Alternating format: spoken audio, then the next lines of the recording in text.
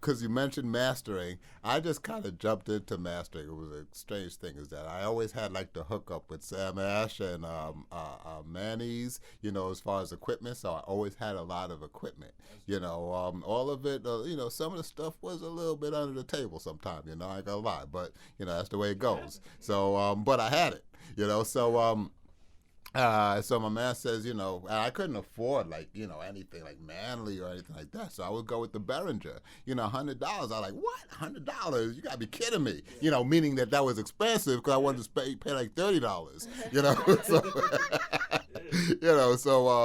So I got these two Behringer composers. So I would have stereo, and I got the Behringer EQs, parametric EQs. I had no clue what a compressor and what an EQ, a parametric EQ did. But my man at Sam Ash was like, you need those, that's what you need. I was like, okay, I know what EQ is, I don't know what a parametric. That word's too big for me. So, so I went for it.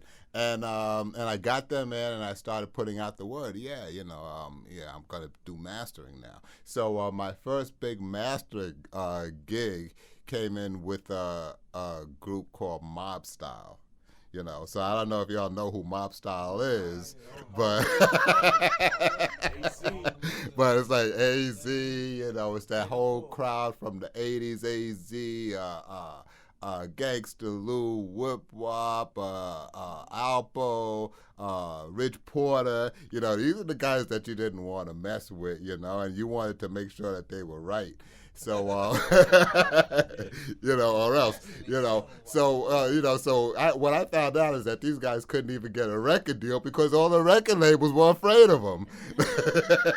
They were afraid to sign them, So, so that was my first mastering gig, and I just did the best that I can, but I mastered their album basically with two Behringer compressors and two they're called composers and two Behringer parametric EQs, and I was sweating, bro, because once I found out who they were, which was the next night when they came in, they was cool, and I was like, all right, these are just some dudes from uptown with flashy cars, and everything. I was down on 13th Street at the time, and I was like, all right, cool. But then once I found out what the real deal was, I was like, damn, Lee. I gotta make this shit happen, man. Bullets started coming out.